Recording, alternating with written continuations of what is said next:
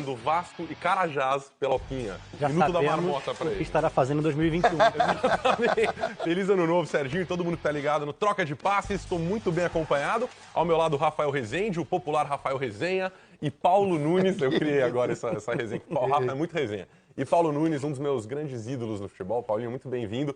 A gente falava aqui do gol Denner, né? O gol mais bonito e tal. Você teve a oportunidade de enfrentar o Denner. Como é que foi enfrentar um dos, talvez, maiores craques que a gente não viu desenvolver o que poderia? Exatamente. Boa noite para vocês dois. Boa noite, Rafa. Boa noite, Fred. Boa noite a todos. O Denner era um gênio, né? O Denner era um cara da época, né? A gente fala assim sempre, né? O que ele jogava, o que ele pensava, o que ele tinha de leitura de jogo da época era absurdo. A capacidade que ele tinha de gol, do um para um, né? Do drible, da inteligência, do passe. Um jogador completo, cara. Ele não era muito bom no cabeceio, até porque era pequeno. Mas, era muito difícil marcá-lo. E eu tive essa sorte, né, por um lado e azar no outro, porque enfrentar o menino era foda. Enfrentei ele direto 1-1, né? 1-1, exatamente. Um confronto direto. Ele ganhou uma Copa São Paulo em 90, nós ganhamos a Copa São Paulo em 91. Muito bem. Rafa, tudo certo? Boa noite para você. Tranquilo. Boa noite a todos. Bom, iniciamos naturalmente falando do Flamengo, porque os escudos do Flamengo já estão aqui no nosso telaço. A gente começa em ritmo rápido troca de passes, porque o começo de ano está movimentado, tem muita coisa rolando na central do mercado e, enfim, nos mercados por aí, pelo mundo afora de futebol. E a primeira notícia, a gente já vai colocar para vocês agora na tela, é com relação ao craque, acho craque ele, o Reinier, jovem promessa, joia do Flamengo, praticamente acertado com o Real Madrid, está aqui no telão.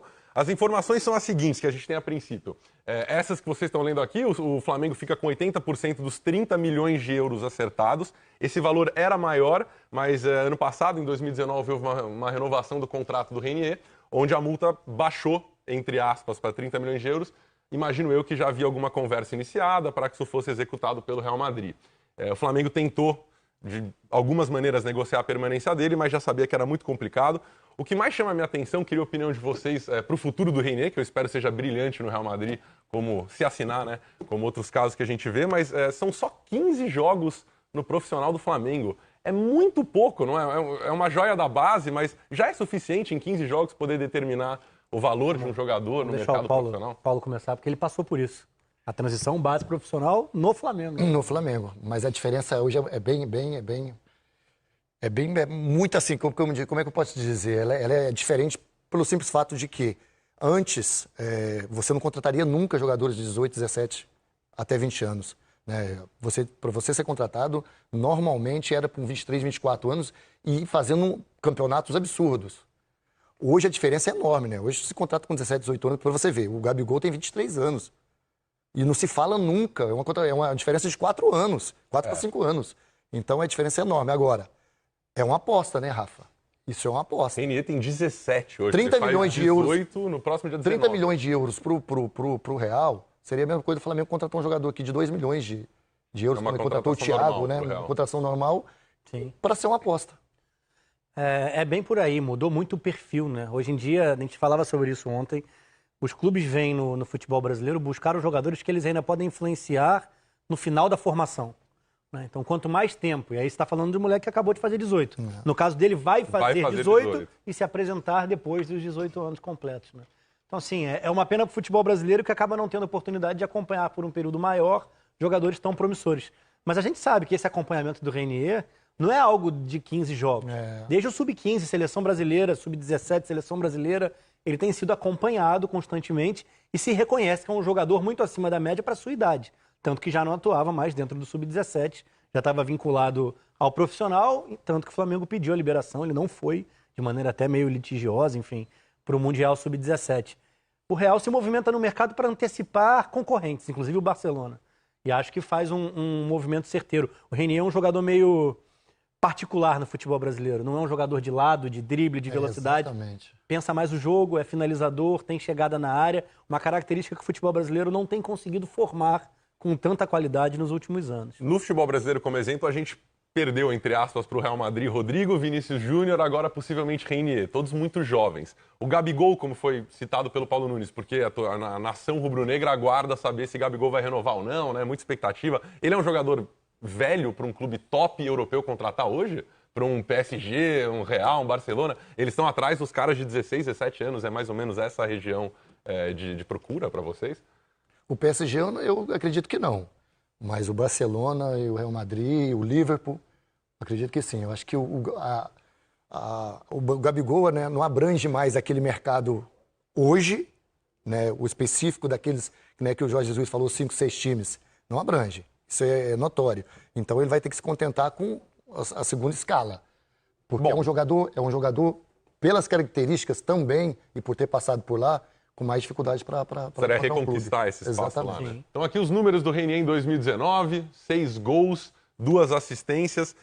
O Flamengo já anunciou algumas novidades, né? Chegam o Gustavo Henrique, o Thiago do Náutico, que o Paulo citou agora, e o Pedro Rocha, mas continua fazendo planos para 2020. Uma informação interessante para a torcida que está acompanhando as finanças do time mais rico do país hoje é que no orçamento de 2020, aquele que os clubes já fazem prevendo o que vai acontecer no ano à frente, o Flamengo tinha 80 milhões de reais ao menos previstos, a entrada de 80 milhões de reais com a venda de direitos. Isso a meta já seria batida aqui no comecinho do ano e, pelo que tudo parece, seguiria o superávit rubro-negro. Mas é difícil repor uma peça dessas em campo, né? Apesar do dinheiro.